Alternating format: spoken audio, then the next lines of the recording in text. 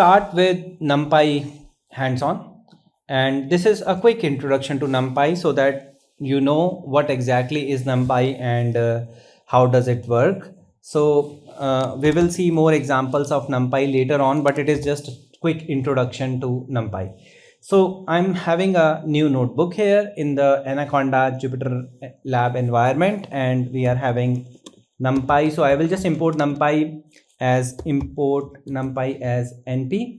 This is a standard convention that we follow. We give np as a name, and it is very easy to use a common vocabulary with your peers, and everyone understand np stands for numpy, so that's why I'm using np here.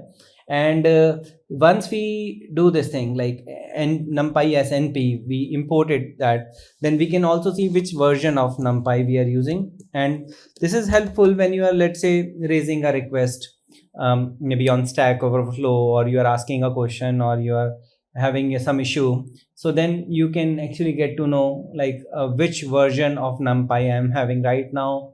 And if I am having any issue, then I want to ask the question on the forum on the Stack Overflow, then I can specify this is the particular version of numpy I'm using, and I'm facing this particular issue. So this is helpful. Like version related information is helpful, not just for asking questions, but also ensuring that the compatibility is there with specific libraries. A lot of things are taken care by Anaconda, but again, if you have this information, then it will be helpful for you to actually ensure that the other library that you are using is compatible with this particular version of numpy if it is not covered by Anaconda. So I am saying np dot, and after that you will see like what exactly is available under that. So we have I just did np dot tab, and after that I have so many methods. So these methods related to like metrics, and then methods related to bitwise operator, and then lot of other methods. Just have a look. Let's start using some of these methods, then it will make much more sense. But I just wanted to show you the capabilities, like how do we get to know which all methods are there. And also there is another one which is like we have np question mark. So if you do np question mark, then you will see the documentation for this module, and then here you will see some examples also that you can try out at your end, right? So help is also there, you can see, and you can explore this more. So let's see how do we define a numpy array. So I'm defining a equals to np dot array, and after that when we are defining it, we can also see what is there in a. Let's say I'm defining like this, and I'm saying a. So this is my numpy array, and I can even see the type of a. So type of a is not Python, vanilla Python type, it is numpy type. And this is, and I'm saying I have